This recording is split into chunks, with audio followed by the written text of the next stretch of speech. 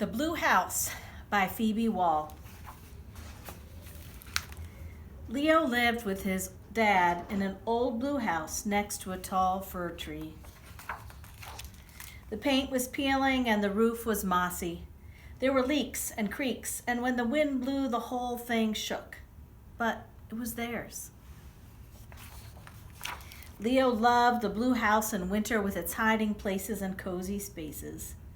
When the old heater broke, they would bake a pie just to warm up the kitchen. They would dance. Leo loved the blue house in summer with its garden full of raspberries and tomatoes. He would play in the yard until the sun went down. Lately, there was all kinds of construction going on in the neighborhood. Big new apartments were going up next door and across the road. Leo would watch the backhoes and trucks out of his window. They looked like tiny toys. "I'm worried ours will be next," he heard his dad say on the phone one night. But Leo knew his dad was wrong. The blue house would be theirs forever. One day, Leo's dad picked him up from school, but instead of going home, they got ice cream and went to the beach. "I got a letter from the landlord today," Leo's dad said.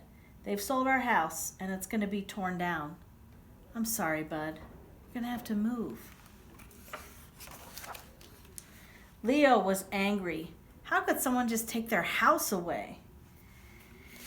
He kicked and he screamed and he locked himself in his room. They couldn't tear it down if he never came out. But Leo got hungry, and after a while went down for dinner. "I'm angry too," his dad said. So after they ate, they danced, and they stomped, and they raged together. They shredded a guitar, and Leo did a special scream solo. It made both of them a little less mad. Soon the blue house began to fill up with boxes. Every day another familiar object was packed away.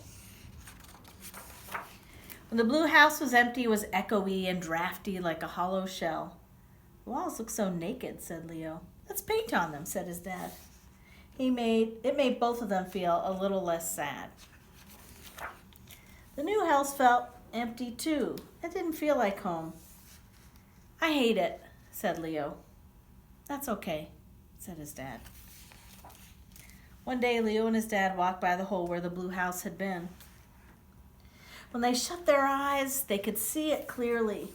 Hear every floorboard creak and the drip of the faucets leak, but when they opened them again, their home was gone. That night, as Leo lay in bed staring at the empty walls of his new room, he had an idea. "What if we painted it?" Leo said. "Good thinking," said his dad. Then together they mixed the perfect shade of blue. And it made them both feel a little more at home.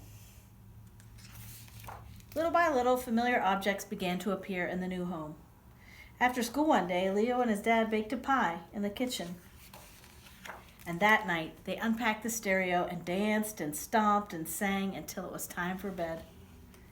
Leo had been right. The blue house would be theirs forever. And with each passing day, the new house was becoming theirs too.